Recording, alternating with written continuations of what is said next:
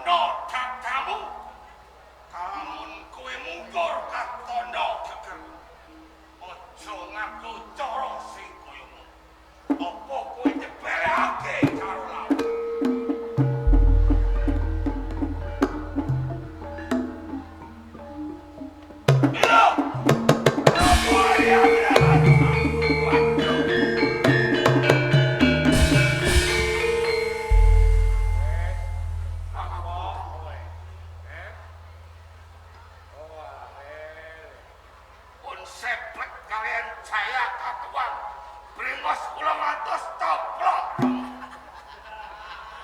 Mulane to mulane. Apa-apa kuwi dipetung. Aku percaya nek ora ana kok tembung ora wani kanggomu ki ora ana. Aku percaya nek kowe wani musuh sapa wae. Ning wanimu wani ambyak awur-awur Kok saged ngaten ya? Liripun kados pundi? lire gonmu wani karo Jayakatang kuwi tanpa pitung. Jala. Saiki pikir. Ukuran kekuatanmu Wadyabala loh pandak kuwi pirang glintir. Lah kok kowe arep wani karo Jayakatang sing wadyabalane 1000 sing tak nggo bondo kuwi ya. Kula ngertos Rama menawi sisa-sisa laskar saking Singosari namung kantun 12 bergodo nanging kanthi tekad lan niat kula kepengin ngangsulaken kajayan Singosari. Lawe Kula yen kowe arep balekake kajayan Singosari laju kabeh mau kudu mawa petung kang permati. Ngrubahake kawibawan negara ora gampang. Yen tok doli mung kewanen, kowe tanpa nganggo akal kang jangkep, petung kang permati kuwi padha wae kowe arep nyorohake marang nyawamu. nanging kula mesakaken kalian Den Mase Wijaya saben dinten mung tansah nelongso susah awit menggaliaken garwanipun nggih Dyah Ayu Gayatri. Ya banjur kowe terus bojo mawing-mawingo ngluruk dhewe perang karo Jayakatang. Menang apa kalah kowe mau? Jajal Pak Pit. Umpama kalah tak tulungi mata iya bongko iya le kowe. Upami mboten panjenengan tulungi nggih bringos kula coplok. Mulane kowe aja nyepeleke karo bapak. Bapakmu ana kaya ngene iki biyen nalikane bapakmu iki isih dadi patih ing Singosari. Aku duwe tau duwe titel banyak wide. Wong kang sugih Retadaya iki bapakmu iki lho sing rupane ora gadhek kaya ngene iki. Iki biyen dipercaya karo Prabu Kertanegara sakukuban Wadyabala ing Singosari percaya karo bapakmu. Lho anak-anak kok kaya kowe ora percaya karo bapak. Ampun ngomong terus mengkene selang coplok. Saiki kowe wis pasrah.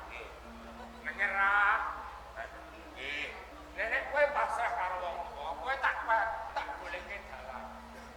Carane iki kudu ana dulurmu Wijaya, tekake apa papane? Ngaten. Ya.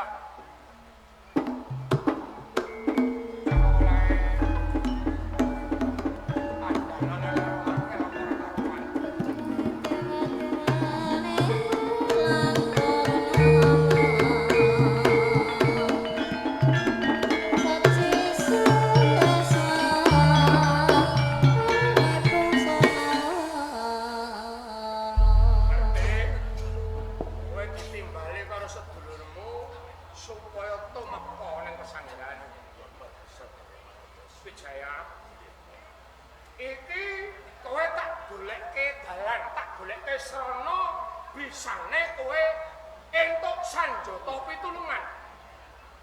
Kowe entuk kekuatan bisane Gayatri kang mapan ing tanganing Jayakatang kae bali menyang tangan. Kowe menyang Gunung Kipas. Kowe nangis ana karo sedulurmu Rangga Janur. Jaluk pitulungan. Kepiye carane bisane Gayatri kae bali ing tanganmu? Rangkulen dengkule sebab ana unen-unen satega-tegane dulur kuwi tega larane ning ora bakal tega marang pati. Pemenare Raja Pak Putune kathah menawi kula nutus nuwun sabda dhateng Kakang Rangga. Kula boten wani awit nop. Kula ngertos watak-watakipun Kakang Rangga Janur. menawi piyambakipun mengututuipun tartamtu gojek melawi tanganipun teges kula badhe sora nyawa.